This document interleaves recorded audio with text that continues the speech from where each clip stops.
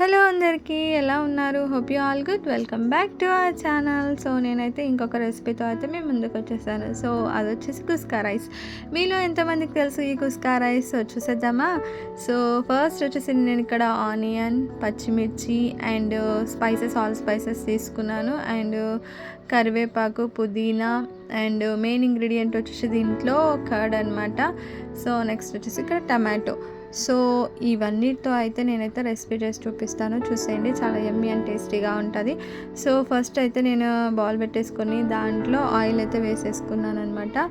So చూసారు కదా, oil అయితే వేసేసుకున్నాను. నెక్స్ట్ వచ్చేసి నేను ఇక్కడ ఆనియన్ యాడ్ చేశాను.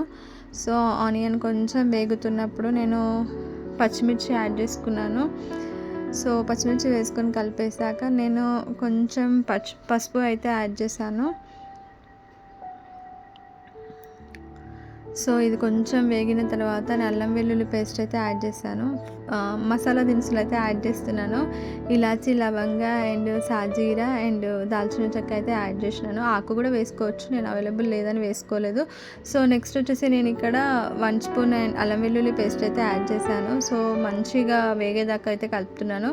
అల్లం వెల్లుల్లి పేస్ట్ అనేది పచ్చివాసన పోయేదాకా నేను మంచిగా వేయించుకున్నాను. సో నెక్స్ట్ వచ్చేసి ఇక్కడ టమాటో యాడ్ చేస్తున్నాను. టమాటో యాడ్ చేసిన తర్వాత బాగా కలపాలి. కలిపిన తర్వాత మూత పెట్టి ఒక 10 మినిట్స్ అట్లా ఉంచేస్తే టమాటో బాగా మగ్గిపోయి ఆయిల్ అనేది పైకి తెలుతుంది. సో నేనైతే ఇక్కడ మళ్ళీ పుదీనా అండ్ కరివేపాకు ఉంది కదా, అదైతే యాడ్ చేసుకున్నాను.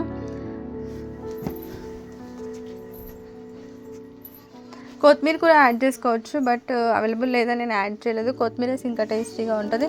సో ఇప్పుడైతే నేను ఇక్కడ అన్నీ యాడ్ చేసుకొని కారం యాడ్ చేస్తున్నాను.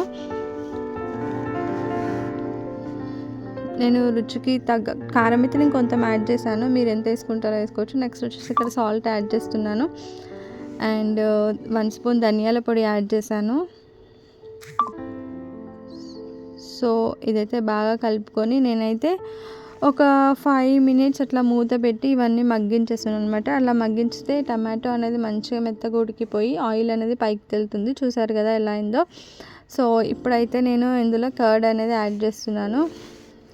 సో మెయిన్గా ఈ కుస్కా రైస్కి కర్డ్ అయితే చాలా ఇంపార్టెంట్. ఇంకా కర్డ్ లేకుండా అయితే కుస్కా రైస్ చేయలేము. సో నేనైతే కర్డ్ వేసి బాగా కలుపుకున్న తర్వాత కర్డ్ కూడా అందులో కలిసిపోయి ఇట్లా ఆయిల్ అనేది పైకి తెలుతుంది. సో అప్పుడు నేను 1 గ్లాస్కి 2 గ్లాసెస్ వాటర్ పోసి అయితే నేను మరిగించుకుంటున్నాను అనమాట. సో నేను ఇక్కడ కడిగి పెట్టేసుకున్న రైస్ అయితే యాడ్ చేశాను.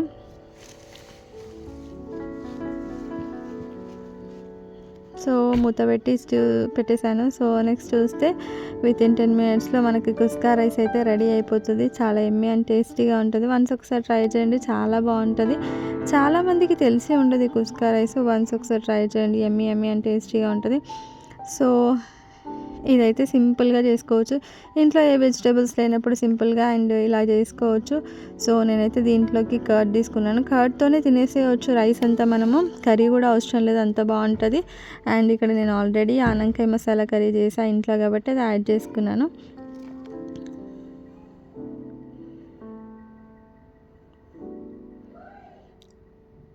సో నేనైతే ఈ రైస్ అయితే పెట్టేసుకున్నాను.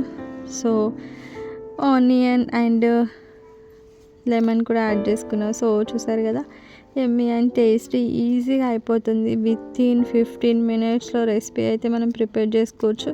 వన్స్ ఒకసారి ట్రై చేసి చూడండి. నేను కారం తక్కువ వేసాను. సో మీరు కూడా మీకు రుచికి తగ్గట్టు మీరు తినే అంత వేసుకొని టేస్టీగా చేసుకోవచ్చు. Thank you so much all for watching my video. Thank you so much. ఈ కర్రీ కావాలంటే నా ఛానల్లో రెసిపీ ఉంది, ఒకసారి చూసేయండి. చాలా బాగుంటుంది ఆనంకాయ masala curry. So yummy and tasty ఉంది. Thank you so much all for watching my video. Bye bye all. Please do like and subscribe.